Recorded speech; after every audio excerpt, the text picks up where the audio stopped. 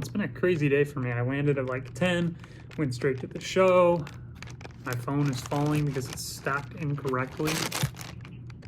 Just give me a minute here.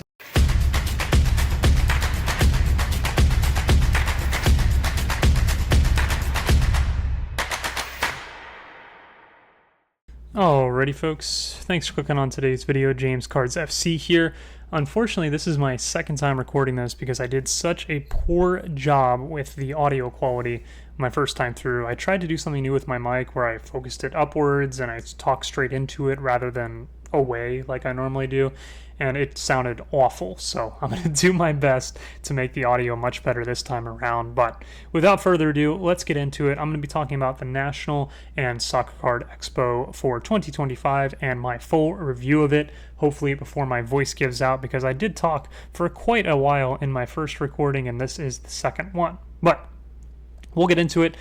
Two parts to this video that kind of converge together. Part one is this PowerPoint presentation that you're seeing right now, and then part two is going to be dispersed throughout the video, vlogs of me while I was at the show in person to give you an idea of what I was thinking at the time and what my thoughts were then and there instead of a week after, which is where we're at right now. So with all that out of the way, let's go ahead and get into my honest review of the National and Soccer Card Expo of 2025. So, first off, number one, I was not planning on going. I'll talk about this in a little more detail in the vlogs, but the only reason I was at the National was to pick up orders from China and drop off cards to PSA. So I buy a lot of cards, or I used to buy a lot of cards, not as much recently. Maybe we'll get into that in another video.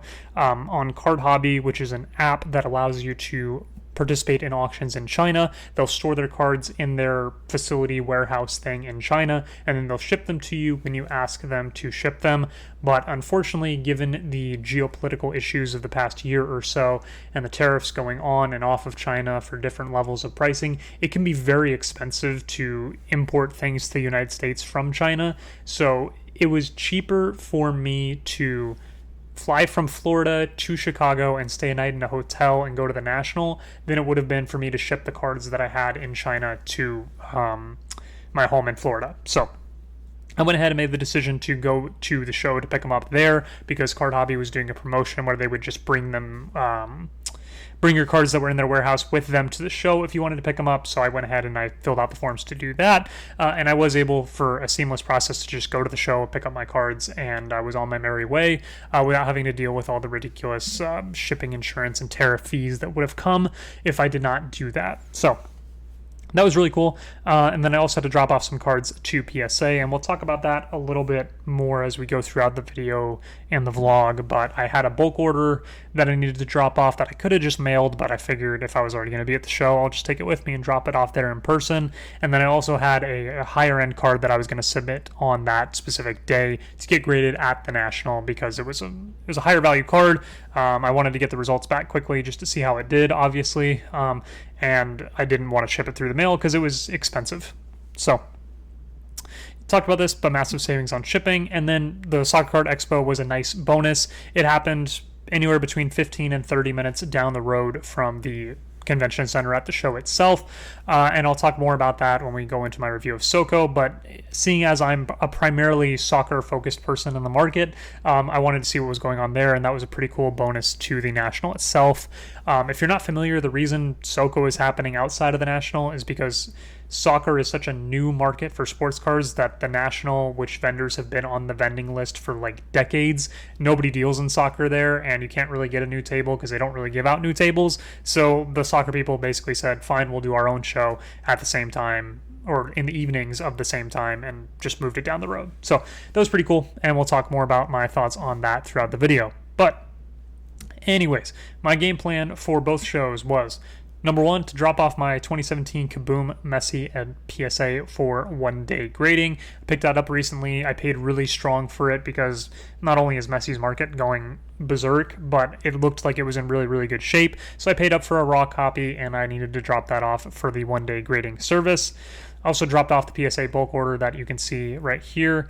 I'll go ahead and run through that real quick as I go through these points, just to give you an idea of the types of cards that I was buying to grade at least a few months or weeks ago when I was picking these cards up.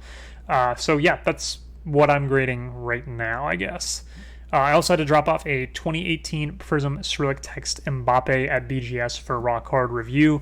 Normally, I would drop off this straight at PSA, but it had a small issue on the back of the card that I wasn't super confident if PSA was going to overlook it or what kind of a grade they would give to it if they did notice it. So I wanted to give it to BGS first because BGS rock hard review cost only $50, whereas the PSA grading would have cost me like $300 to do at the show. So a small fee to see how bad the error that I saw on the back of the card was going to affect the overall grade. So figured I would drop that off at BGS to see what happened.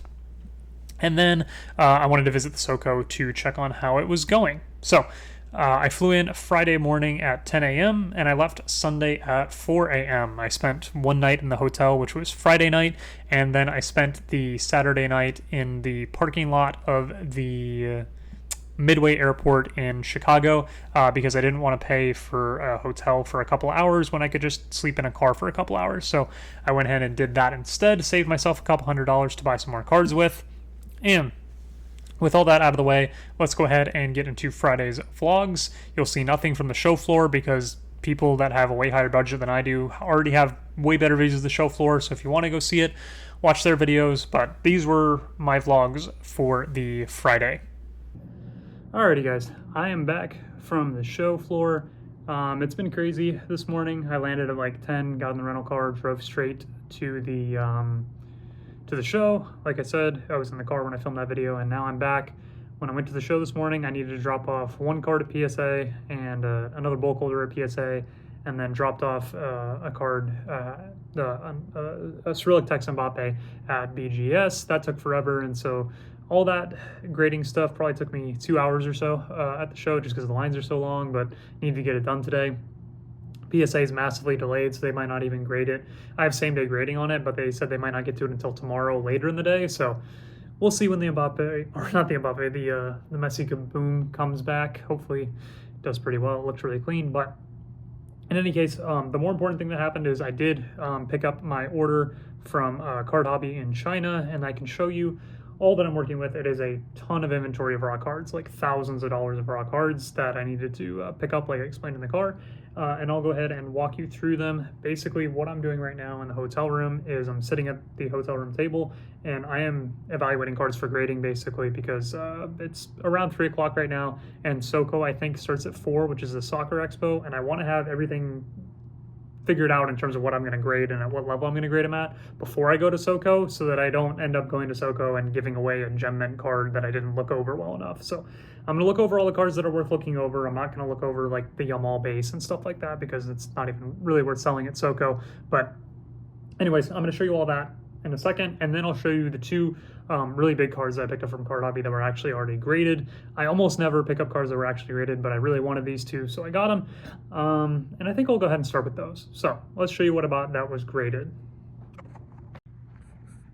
All right, here's what we bought today that was graded. I bought these weeks, I think the Messi maybe in a couple months ago on Card Hobby. This is like a ridiculous Ronaldinho card. It's expensive, obviously, and I don't usually buy expensive graded cards, but I saw this come up and I felt like I had to have it, at least for now. Does that show anything? Hope that doesn't show my address or something, but maybe if you read Chinese, you can get my address. The important part here is down there, it does say match worn. And so this is a match worn Nike swoosh from Ronaldinho. Ridiculous. Probably my favorite card in my collection right now. Yeah, that's a grail. And then I also picked up this. I think I got a good deal on it. I don't think one of these is sold since like 2023. It's like pop 40 or less in PSA 10. This is the Silver Prism Lionel Messi in PSA 10. Yeah, these were super low pop in 2014 Prism. His market's been going nuts, and so I picked this up pretty much before his market really started going up. I don't buy graded cards usually, but I thought this one was a really good deal. And now, since prices shot up, I think I got a really good deal on it. A lot of people have been DMing me about this card, but I don't really want to move it right now because I don't know if I'd ever be able to find another one. Gemming these either the silvers or the colored stuff from 2014 Prism is really difficult. They have like a less than 10% gem rate, so I might want to hold on to it for a little bit, but for the right price I would just have to move it to keep the business going. So those are the two pickups there. this is the mess of what's going on in my hotel room right now. Yeah, thank goodness they upgraded me to have an entire table because I definitely need it. These are all the raw cards I got from Card Hobby that I'm currently sorting through. These are the best ones right here. 1, 2, 3, and 4 aluminum all autos. Haven't checked those yet, but kind of saving those for the end. Gonna check over those. Quinta auto, some more Yamal refractors and things, some baseball, some women's basketball, but mostly Yamal. And then these are the ones that I've already looked at and think they should get at least a PSA 9, but more than likely a PSA 10, but it depends on the card. Like this should probably gem, otherwise it's not worth grading. This, I think it's gonna get a 9, maybe an outside shot at a 10, basketball. Who really cares watching this channel about basketball? Sudakov, I got 2 of these. This is the out of 11, really nice there. It's not his true rookie. I actually have his true rookie sitting over here. I'm not trying to sell it, so it's sitting in that pile that I don't even have to look over because I'm not selling it, but picked up a couple of those.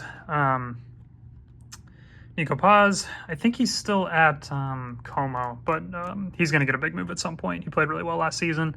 Then we got 2 Yamal members onlys, and this one, I really thought this was going to gem when I saw it. When I saw it on Card Hobby to buy, I really thought this was going to be a gem candidate, which is really difficult. I paid up for it because I thought it was a gem candidate. I know it's almost impossible, but it might not show up on camera, but that back right corner is lifted just a tad. So other than that, it looks really clean, but that lifted corner might even hold it to an 8. So unfortunate there, but if it 9s, I'll still be in good shape. And then this is the stuff that is grading rejects. I'm obviously not, oh, well, those I can't grade. Some Rodrigo Mora redemptions. I don't know if I'm going to redeem them or not. If somebody offers me decent money for them at the SoCo Expo, I'll just move them there, but no idea when he's going to sign those, so I don't really like having money tied up. But the rest of these, it's like Yamal base that I obviously couldn't grade in gem. There's an Ekitike in here. There's a few Ekitikes that I didn't think could gem. That's a big baseball card that can't gem, unfortunately. And then a Caven Sullivan. This is jersey numbered out of 25, but it has, just so you guys can see how I sort of grade things, it has whitening on that front left corner. All his stuff that's come out so far is impossible to grade, so I was hoping to get lucky there, but not going to be the case, so I'll have to sell that raw. And that's what we're looking at right now. This is the rest of the stuff that I'm not going to look at right now because I just don't have the time to go through every single card. This is pretty much all just base Yamal. I just don't have the time to go through all of it before SoCo, so I'm just trying to get through the bigger stuff, and then we'll head out. So, yeah, going to keep on grade evaluating, and I'll see you at SoCo after this. Alrighty, it's just past 4. I think it took about an hour to go through all the cards, and I don't know if it's the lighting in this room or I'm in a good mood because I just picked up some big PC cards, or if maybe I'm just really tired. That could definitely be it. I'm running on like 3 hours of sleep, but I thought a lot of the cards I looked through looked really good for gem candidates. Unfortunately, the Yamal autos I don't think looked the best, but I'll quickly go through. There's things like Ekitike chrome autos and refractors and stuff, but I'll walk through the Yamal autos just to talk about them individually.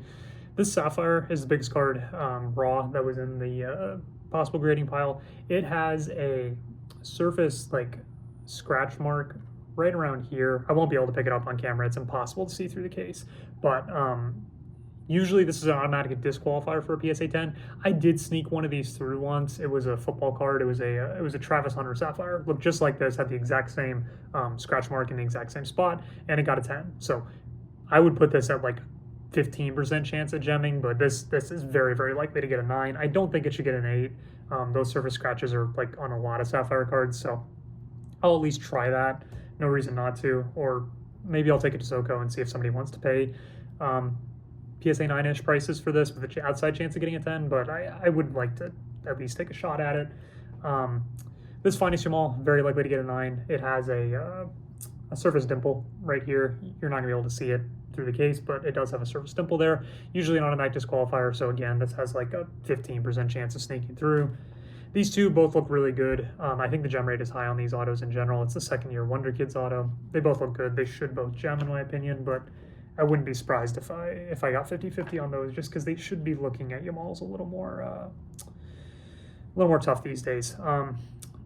few remote refractors. One of them is a purple numbered out of 175 that looked pretty good. Thought all these were clean. More Mall here. Some refractors, including a green. I think that's out of 175 or something like that. Out of 150. All these I thought looked pretty clean. This coin did look really clean. Again, I know these chrome have surface issues, but for whatever reason, in the light that I was looking under, it looked clean. So I'll go ahead and send it in. Basketball card, nobody's gonna care about that. I'm not sure about this one. It looks super clean in terms of everything except the surface. There's like some blue specking marks all around the card. I don't know if it's because it's a blue refractor and for whatever reason the ink on the blue from the refractor gets into parts of the card.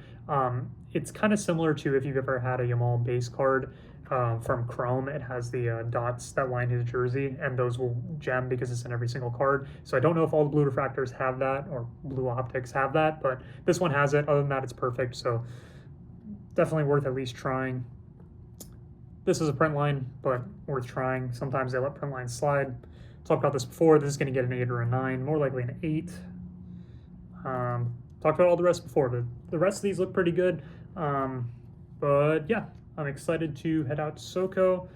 I'm going to go ahead and go through real quickly for the camera what I'm taking in terms of soccer cards. I have my case right here in front of me.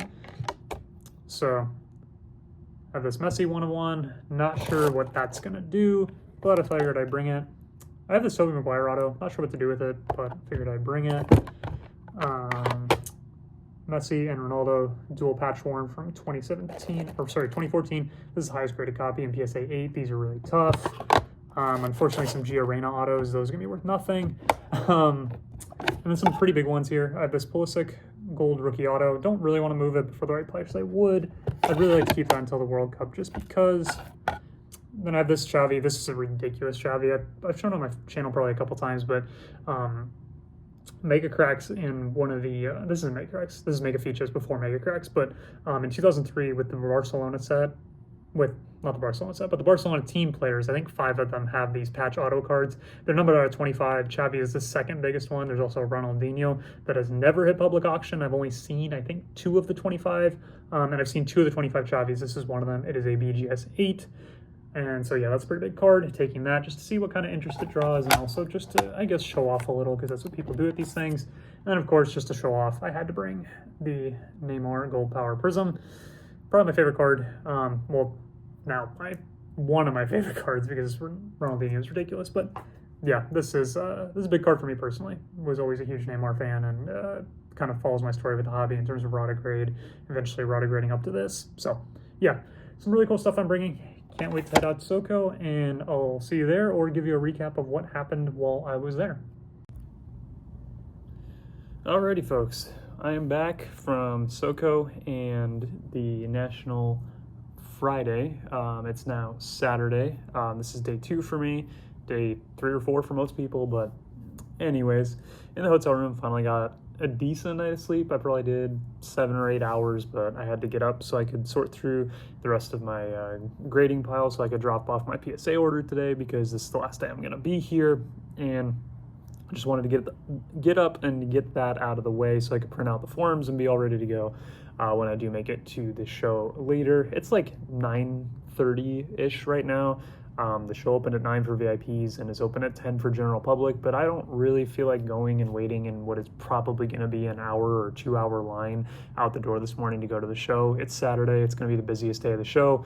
It was a madhouse yesterday on Friday. I'll talk about that more when we get to my national thoughts, but yeah, it was a disaster on Friday, so it's going to be a disaster again today. So I'll roll up when I feel like it, maybe around noonish, because I want to, like I said, finish up my PSA submission orders right here. I have stacks of cards that I need to just enter into the PSA app and then print out the forms for. So I'll take my time doing that this morning. I'm in no rush to get into the facility and wait in a line to get in the door and then wait in the line at PSA to drop off my stuff. So I'll let other people do some waiting while I get my paperwork done and talk to you guys about my experience. So, like I was talking about, I have 3 little notes here. I have my game plan for what's going to be today. Then I have my thoughts on the SoCo last night and where I'm going to be headed tonight. And then I have my general national thoughts, and this is going to be a bit of a rant about the National. You guys know I don't really like card shows, and the National is definitely no different, so we'll talk about that in a little bit. Been doing a lot of talking these past couple days, so I got to keep that with me. Okay, let's start with the game plan for today. So, game plan for today, I'm going to start with my PSA submissions that are sitting next to me. I have to upload those to the app, print out the forms, and get ready to take those to the show. Then I'm going to wait in the show line to get into the venue. Then when I get there, I have a BGS pickup that I need to do. My BGS raw card review for my Kylian Mbappe Cyrillic Text Prism card. It finished yesterday, but I was already gone from the show. I had driven from the show after I dropped off my cards and picked up my card hobby order. I had driven there to get lunch and then come to the hotel to go through the stack of cards that I was going to be grading. So it was ready around like 3 or 4 o'clock, so it only took a few hours for them to raw card review it. But I didn't want to go back and pay $15 for parking or Uber to just pick it up yesterday. I didn't really need it ASAP, so I'll just go ahead and pick it up today. I'm sure they still have it there and it's waiting for me. I don't know what the grade is going to be. I'm hoping for a 9.5. I don't think it's going to get a 9.5, but maybe it will. BGS 9, I guess, would be the most realistic good scenario for me on that one. But we'll see. You never know. After I pick up a BGS, I got to go to the PSA line. Got to drop off one bulk order, which is this stack of, it should be around like 50 cards. I went through what I bought yesterday, and it's just the whatever I could grade from that pile is in this 50 card stack right here. And then I'm going to have I think it's value max tier order, which is these more expensive cards here. I'll go ahead and show these just because they're higher value. It's the Paulo Banchero Kaboom. And then the four Lamine Yamal autos that I picked up. Again, I don't think they're all going to gem, obviously, but I had to send them anyways and just give them a chance. And then I also have a Shohei Ohtani rookie from Japan that I picked up that I got to send at a higher level because it's too expensive to send in bulk. So those are my 2 orders that I'm going to drop off at PSA, and hopefully PSA is still holding my 2017 Messi Kaboom that I dropped off yesterday. Hopefully it'll be done today. If it's not, they're going to have to ship it back to me because I'm not going to be here tomorrow to pick it up if it does take them the extra day. And I'm not about to extend my vacation, or not even a vacation, my time here just to pick up a card. So they'll have to ship it to me, but I hope they finish it today. I checked this morning in the app and it was in assembly, so I don't see any reason why they can't just slap it within the next couple hours. So also, funny note about that, it showed as going into assembly at like 9 o'clock p.m. last night, and I know the show closed at like 4 or 6 or something like that, so unless their system is delayed in updating, that would mean that PSA is working later than the show hours, which I think would be pretty interesting if they just close off the show and the only people working there are the poor PSA employees that have to work into the night. But I just thought that was funny. Okay, so we're going through the PSA line. Got to drop off my stuff there, hopefully get my pickup, and then I got to dump all my raw cards somewhere. So I have a few different stacks of raw cards. I mean, there's a lot of Yamal just base chrome that I got to drop off, but there's more sitting in my case right here. But yeah, I got to drop off a lot of raw cards. I'm not going to go table to table and try and sell those or sell those to repackers or anything like that. It's just not worth the time. So I'll just drop all those off at DC Sports 87, have them run them on eBay auction, and I get what I get. That's just what I do with raw cards. I don't have the time to ship them to ComC and list them all and buy it now or best offer one by one. That's just that's not a sustainable business model. That takes too much time. So got to dump all those at DC Sports 87, let them list them on eBay for me and call it good. Then probably gonna need to take a nap in the car. I might walk the show floor once just to see if there's anything interesting out there. I'll talk about the National more when we get to the National thoughts part of this, but I might just go ahead and finish dropping all my stuff off. Hopefully PSA has my order. If not, I'll hang around and wait for them to finish my Messi Kaboom.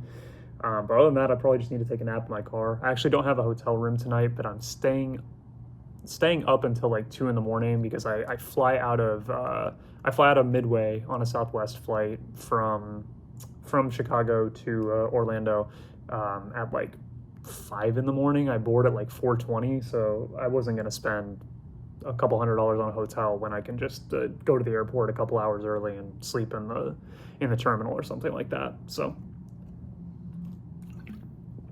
that's the plan for, I guess, the midday. Take a nap in the car or walk around the show floor, and then I'm gonna go to SoCo again tonight, and I'll talk more about SoCo in this section right here that we're about to get to, which is my thoughts on the Soccer Card Expo, which was last night, and it's gonna be tonight. And I think tonight might be the last night. I don't know if they're doing Sunday night. I wouldn't do Sunday night. Lots of people leave on Sunday midday or Saturday night. So in any event, I wanted to give my thoughts of the SoCo from last night. This is subject to change tonight, but I don't think it will. So I would say in terms of the venue is good. It's a good venue for this. It's in a soccer facility, and it has like little indoor soccer fields and stuff like that. It's a good place to host. And they have food, they have drinks that aren't super overpriced. Like you can get a soda for like a couple bucks, which is pretty good, especially when other places like an actual game would price gouge you and it would be like $7 or $8 for a soda. So at least I was able to get a soda cheap, and that's always good for me. In terms of like vendors and foot traffic, there's a lot of vendors, and there was, at least in my opinion, not a lot of random foot traffic, because I mean you had to drive out to it. It was about, given the traffic and the weird stuff going on with the train and the roads around here, it took like 30 minutes, even though it should only be like 10 or 15 minutes down the road. So it wasn't the easiest thing in the world to get to from the National. I know they had shuttle services going. I don't know how many people used them. I just drove in my rental car, but yeah, it's not the best situation set up for foot traffic, so there wasn't a ton of foot traffic. You sort of just had to be there to vend or be purely a soccer person, which is what it's for. But in terms of random foot traffic, there really wasn't a ton of it, but there were a lot of vendors and a lot of cards, which is good to see. A lot of people from a lot of different countries, a lot of people from a lot of different parts of the United States as well. So yeah, it was a good contingent on hand. In terms of pricing, I thought it was decent. Decent means it was high, but it was realistically high. You'd have cards priced like 125% to, or sorry, let's make this easier. It would be like 25% to 50% above comps, which isn't that bad, because when you're pricing cards, you price them a little bit over market because you expect people to negotiate you down. So they were priced around 25% to 50% over comps, which is what you expected to show. That's better than the National. At the National, you're going to have dealers that are pricing 100%, 150%, 200% over comps, especially the dealers. And they're just really not looking to move stuff unless they can rip you off. So we'll talk more about that in my National thoughts. But yeah, the pricing was decent. It's not perfect. It's not going to be the price you're going to get online. You're going to do better online. But it's not as bad as the National prices. So pricing's decent. In terms of like what people were looking for, there were the non-soccer people that did come to the show, which there weren't a ton of, but the ones that were pretty much just asking for Yamal or Messi or the super obvious names, but a lot of people were asking for Yamal. Yamal Autos specifically was like the biggest ask that I heard from where I was sitting and walking around. And just Yamal in general has been such a big influence. There are a lot of father-son groups that both had like a Yamal kit, or the dad was looking for Yamal cards or was helping his son find Yamal cards or buying Yamal cards for him. So I saw that more than a couple times. There was a father-son duo with looking for Yamal, or just people in Yamal kits. Yamal's kit in general around the National is the most popular kit. It's not Messi, it's Lamine Yamal, which is pretty interesting, and it's a sign of the times in the hobby. I think it could be kind of similar to how Mike Trout really rejuvenated the baseball market in 2011. I think when he came out, that became like, it was Mike Trout's market. And it brought a lot of attention to baseball, similar to when Bryce Harper came in for baseball, or LeBron James for basketball, Luka and Trey in 2018 for basketball. Yamal might be that kind of player for soccer. He sort of has transcended into a super mainstream card market figure, and yeah, it's just a really big deal. I don't know what that means for his prices long term, just because he has so many cards, but there is a ton of demand for him right now, and he seems to be like far and away the guy that everybody's looking for, in a way that we haven't really seen since, I guess, 2018 Mbappe. Well, not 2018 Mbappe, but like 2020 and 2021, the way people were looking for Mbappe is similar to how they're looking for Yamal now, but they're just looking for Yamal. They're not looking for any other prospects. Nobody's asking for Rodrigo Mora, or I don't even know who the next guys in this year's checklist would be. Endrick. Nobody's asking for Endrick. Everybody wants him all.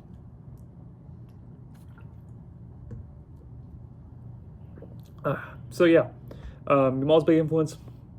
I would say if you're wondering what kind of cars were there, 90% plus of them were 2014 and newer, which is, you expect that from shows unless you're at the National and you're just looking through seas of vintage cars that the vendors have had rights on those tables for decades and decades, and they're just going to keep showing up with their vintage cards. That doesn't exist for soccer or for newer shows, and so 90% plus of what you're going to see is all ultra modern stuff. So if you're looking for vintage and pre-modern, you're not going to find it here. I mean, you're going to find a little bit, but you're not really going to find it all that much. I only saw a few biz, like a messy biz, and you would think if anyone was going to bring a pre-modern card, they would bring that one, and I didn't see very many of them. I saw a lot more 2014 Prism messy or 2017 Chrome Ronaldo and stuff like that. You weren't seeing the rookies as much as you were seeing the modern stuff. So very modern focused in terms of inventory, but that's what you expect at shows like this. I thought the general atmosphere and vibe was a lot more enjoyable than the National. It was a lot less crowded, which is good from like an atmosphere perspective. I wasn't getting run into by people walking down the walkways. And I'll get into it more when I rant about the National. But yeah, the environment's just a lot better to go there. So if you're a soccer person and you want to go to the National, I would say unless you're using the PSA drop-off or doing what I did and picking up from overseas, don't even go to the National. Just go to SoCo. You're going to get better prices. You're going to see more soccer cards in a more understandable and condensed area. People are going to be more realistic on price, and you're not going to have to deal with the craziness that is the National. So from that perspective, if you're looking to go to the National for soccer cards, just go to SoCo, in my opinion. Especially if they were able to get some sort of limited version of a on-site PSA drop-off or something like that, that would be huge. And then I wouldn't even have to go to the National. So that'd be great. Yeah, I would say go for networking. I've talked about this before, but shows aren't as good as the internet for buying and selling, especially like the inventory levels are just so much different. You have an entire internet, the entire world versus a few hundred tables in a room. You're not going to be able to compete on price or selection from that perspective. So it's fun to talk to people. It's fun to hang out with people that are interested in cards like you are or see the market similar to you. But if you're just trying to buy and sell and trying to get the most value for your cards and that sort of thing, this is not the event to come to, unless you're doing sort of the flipping game where you're trying to buy a card for $1,000 at one table and flip it to $1,100 at the next table. They can be good for that if you want to grind table to table to table, but that's just not something that's ever been interesting to me, so I won't ever go into that. But from my perspective, the shows are better for networking than they are for buying and selling, because those are two different things. So with those out of the way, let's move on to my National thoughts. Hopefully this doesn't turn into too much of a rant, but the first note I have on here is that the National, it's a gross mess. Like it's disgusting. It's overcrowded. There's bad hygiene. It's not a joke. Like people talk about it all the time about the National, like, oh, it's people are unhealthy and they don't shower and there's bad hygiene and it smells. And yeah, it does. That hasn't changed at all. And it's just really bad. When you go in there, if you wait in the lines and you have to squeeze through all these little walkways with people that haven't showered, and there's just, it sucks. Like going to the National sucks from that perspective. It's not a fun place to be. I mean, it's fun to like see cards and look at cards and pick up stuff, but like being there just sucks. Yeah, like the stuff you see on social media, like the highlights of it are not what 90% of the show is. 90% of the show is like squeezing through tiny corridors, being around smelly people, and just overall degeneracy. It's not a great environment. SoCo's way better, but yeah, it's not a fun place. Grading, it's a good service to have on-site grading at the National. It's nice to be able to, rather than ship something, which I get stressed shipping things, and I don't ship even the highest dollar things. Like at this show, there's cards worth hundreds of thousands of dollars and worth more than I've ever dealt with in cards in one card. And from that perspective, I think grading on-site is great. Go fly there, drop your stuff off, pick it up the same day, and then go back rather than ship something through the mail. That's great. Grading is a great service to have, but both of the grading sections were slammed and slow. I would say BGS was slammed in terms of like how slow the line was moving, but there really weren't that many people in the line. BGS was just really, really slow in terms of getting people to turn in their cards and what kind of service level are you doing. So at PSA, you do everything beforehand. You do your submission, you have to print out the paperwork, and if you didn't print out the paperwork, you have to go wait in a separate line, and they'll work you through printing out the paperwork, and they'll get your submission set so that when you get to the real line to drop it off, you have everything ready to go, and they scan it, and you're done in like not even 60 seconds. On the reverse side at BGS, you can, I think there's a step one where you do your submission and you can start at the kiosk and do your submission there. And then you end up in the second line, which is the line where you're supposed to drop off your orders. But that line, it was maybe 20 or 30 people deep. It took me like an hour to get through a 20 to 30 people line because the pricing wasn't set up once you dropped your stuff off. Like the forms, there was no forms, paper forms. You did something and you got like a submission number, and then when you gave the submission number to the person at the counter, they had to basically create your order in their system, card by card, line by line, and it was ridiculous and took forever. So even me dropping off one card took the person that was running the little kiosk to print out my receipt and charge me money. For one card, it took them like 3 or 4 minutes to process the transaction. So if you were dropping off a lot of cards, I can't even imagine how long it took. Well, I mean, I can't imagine how long it took because I was in the queue for it, but yeah, it was really bad from a BGS perspective. There weren't, in terms of number of people, everybody was at the PSA booth, but in terms of time, BGS took even longer because they're just so slow. But anyways, that's the perspective there. PSA's line was actually super efficient in terms of they had the line separated out into what you were doing, if you were dropping off on site, if you were sending things home, making sure you had the proper materials to be in the proper line. So there's just a lot of people, and there's nothing they can do about the amount of people that want to use PSA. BGS was horrendous. But I guess that's just a sign of the way the companies are going. All right, in terms of buying and selling, I would say, and I've talked to a few different people about this, the repackers have completely killed like the traditional card dealers in this market. So in the past, before repacking was so constant, a dealer would try to buy at like anywhere between 60 to 85 to 90% of comps, depending on how easy the card is to move for them. That's what they would buy at, and then they would try to sell at like 90% to 110% of comps. But what's happened is now the repackers have all come in, and because repacks just automatically will generate them instant ROI of anywhere between, I don't even know, like an average repack could ROI you 20 to 100% in terms of your ultimate ROI on the repack. So they can buy things right at comp, they can buy things a little bit above comp, they can buy things a little bit under comp. It just depends on what it is, and it's not going to hurt them because it's just going into repack that's going to make them money anyways. So the repackers have so much money to just buy at, depending on how good the card is, 90 to 110% of comps, and the traditional dealers can't compete with that. It's just not possible. They don't have the wallets to do it because now these repack companies are being funded by corporations or by funds and have a ridiculous amount of money. I mean, PSA's in this game.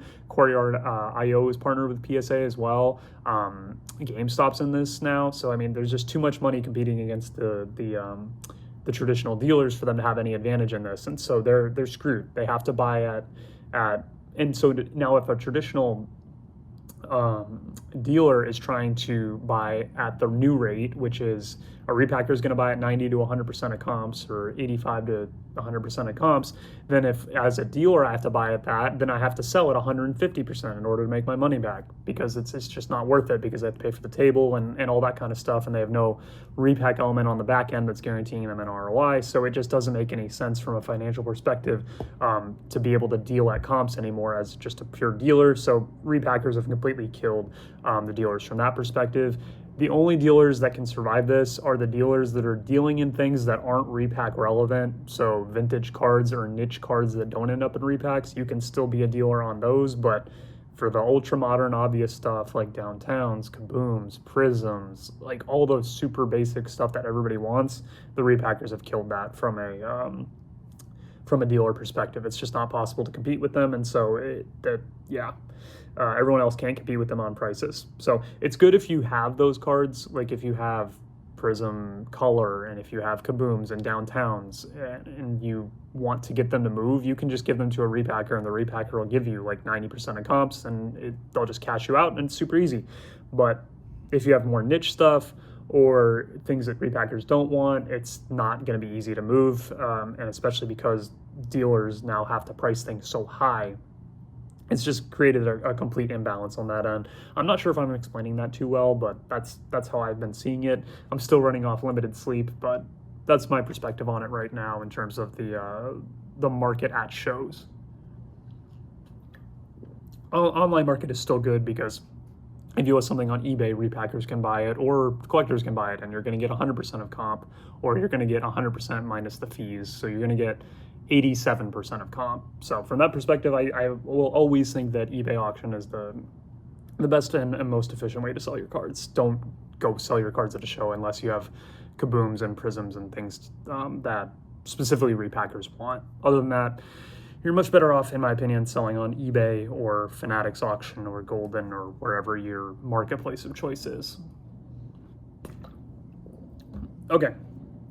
In terms of the booths and stuff like that, there's a heavy breaking emphasis. Like the breaking advertisements and all the action on the show floor is like pushing you to the breaker areas. There's also a corporate area for like the ancillary card services that nobody cares about, and nobody goes there. Like their booths are so empty that like the tables that are there in those booths just get used by people trading, and they don't even care to kick them out because it's the only traffic they're getting. So yeah, there's no market for like the corporate ancillary parts of the market. People are just there for buying and selling, looking at cards, or going to the breaking stuff. Like there's no reason for random corporate ancillary businesses to be there. But yeah, there's a heavy emphasis on breaking. That's where a lot of the action is on the show floor, and that's where they're trying to push you with like the celebrity appearances and the like all the advertising and stuff like that. The announcements are usually related to breaking. There's like video boards all over the place. It's pretty obnoxious, but yeah, heavy breaking, social media push on the modern side of the market, and then there's like the vintage stuff that like the vintage people care about and nobody else pays any attention to. So that's what's going on the show floor. And then there's the grading stuff. Then people swamp the grading. Well, they swamp PSA specifically.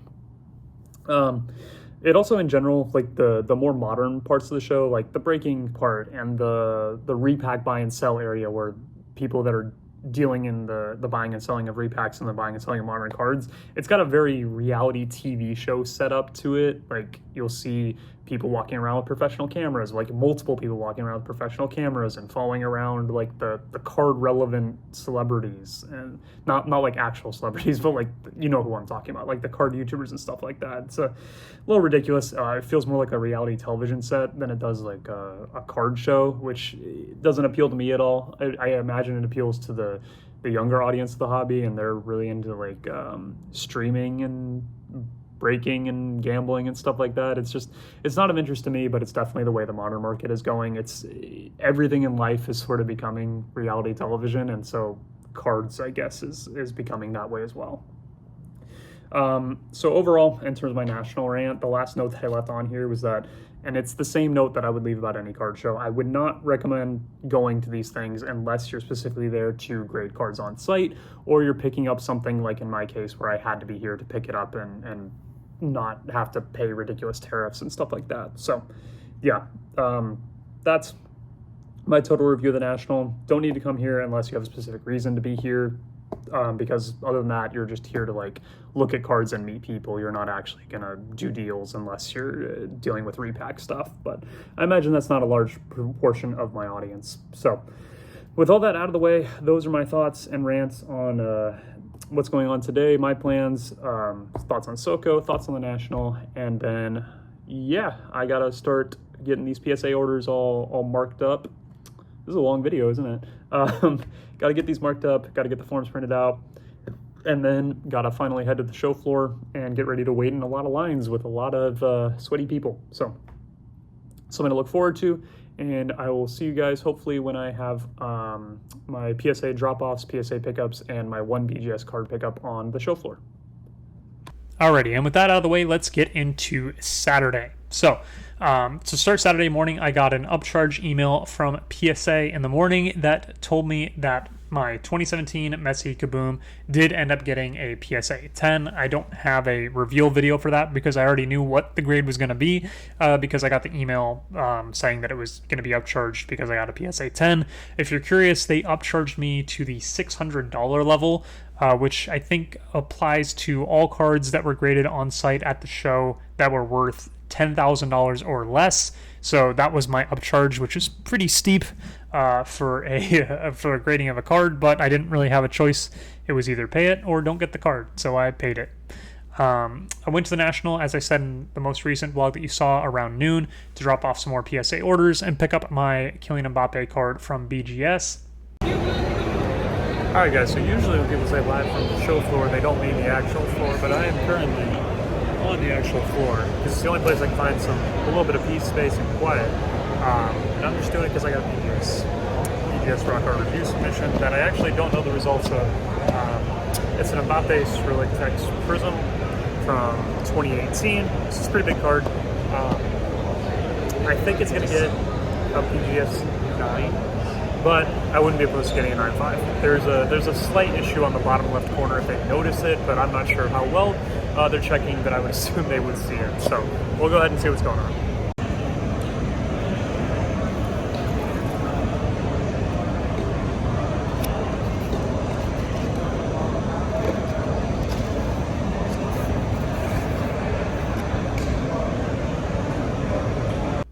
And I will say that the National felt less crowded than Friday on Saturday, but it was still insanely busy. In my opinion, the National desperately needs sorted tables, whether that's by era and by sport, preferably by era and by sport and price level. So if you have like high end or low end, if you're in vintage baseball or ultra modern basketball, I would love these tables to be sorted because a lot of the traffic that happens is nobody has any idea where anything is unless you're going to the segmented out Breaker Pavilion, the segmented out PSA area, or the segmented out corporate area. The rest of it's just a massive mess, and it would be really helpful if everything was sorted.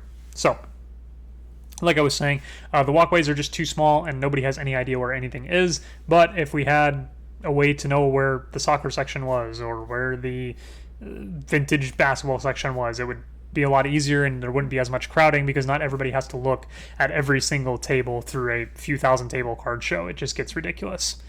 I would say that the repack lines both on Saturday and Friday, the 2 days that were there, and the trendy brands or content creator tables were packed. So like Jeff Wilson's Cards HQ booth was always packed because they had a repack line and they had their show stuff that they were buying and selling.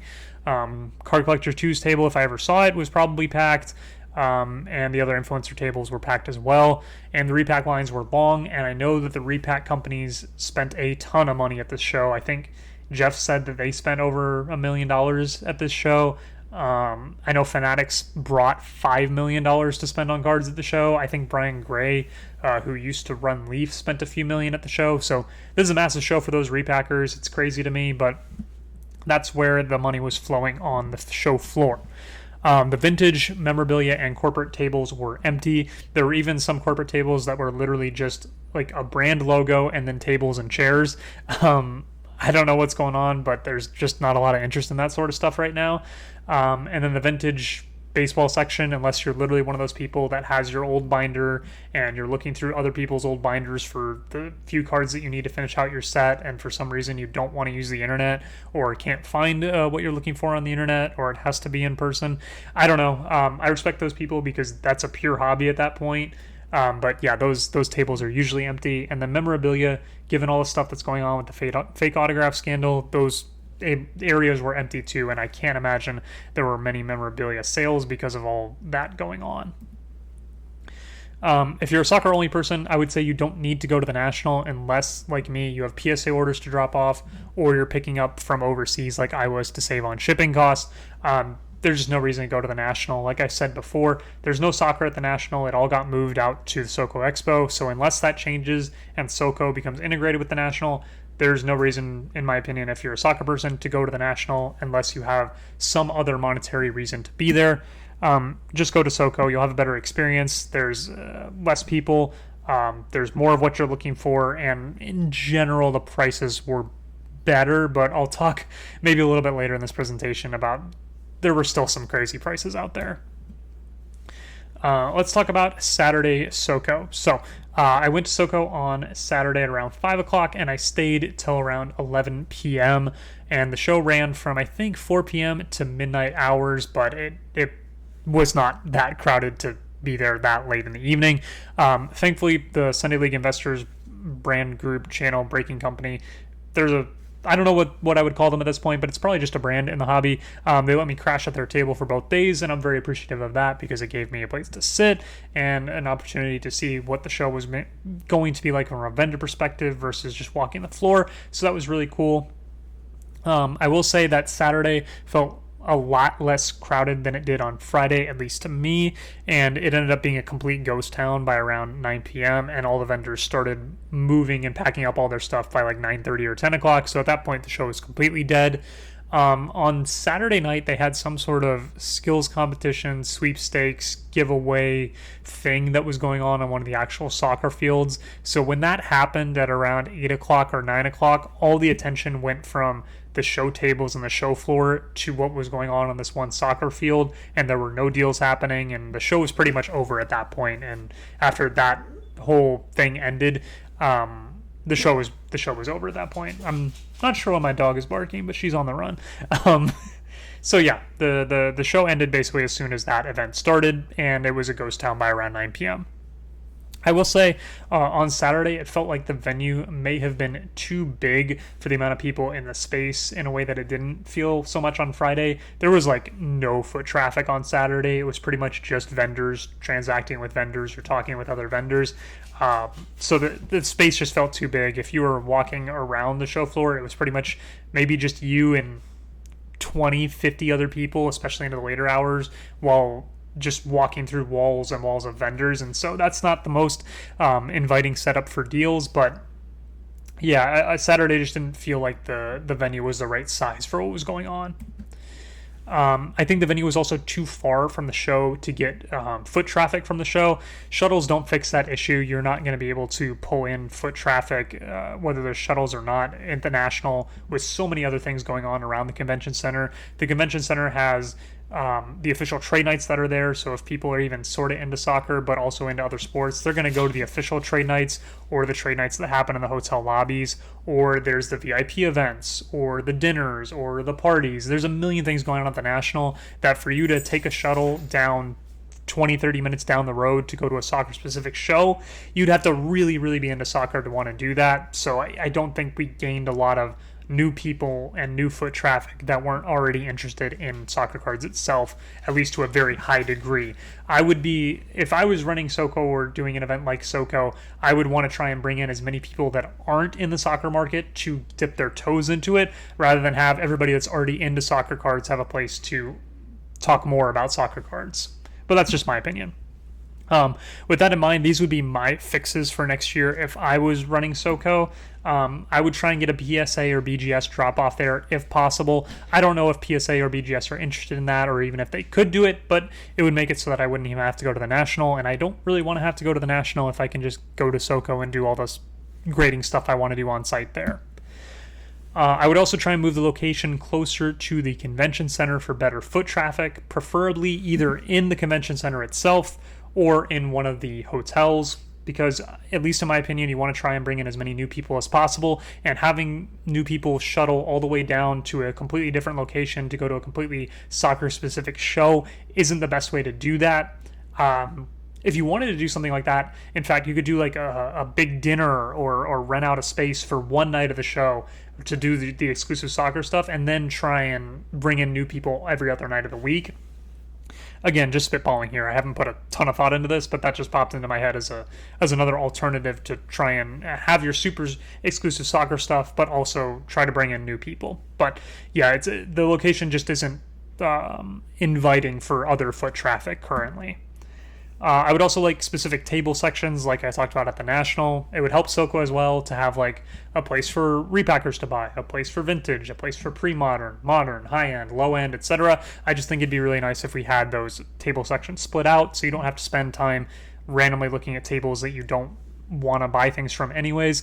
Maybe I'm in the minority on this, but if I were going to a card show, I would want to know what tables I needed to look at rather than have to look through tables and tables and tables of cards I'm not at all interested in. I might be the minority. Maybe people go to card shows just to see random stuff even if they're not interested in it, but that's just not me. I also think the time stretches too late for dealer versus vendor foot traffic atmosphere. Dealer versus vendor foot traffic? That's not how I'm supposed to say that. I was saying the time stretches too late for dealer versus a foot traffic atmosphere. I would cut this to 9 p.m. at the very latest. Like I said, on Saturday especially, it just became a ghost town into the late hours, and that's not very inviting for deals. So I would try and cut off the show around 9 p.m. and then move it to like a more trade night focused structure to keep the deals more inviting. So with all that idea in there, I came up with trading after hours. This would how I would run the show. I think it would be much more inviting and better for deals if you had trading after hours rather than keeping the show going and going and going until midnight with just vendors dealing with vendors. I would run the event SoCo itself from 4 p.m. to 9 p.m. and then I would close off the dealer tables and start the trade night in that same location.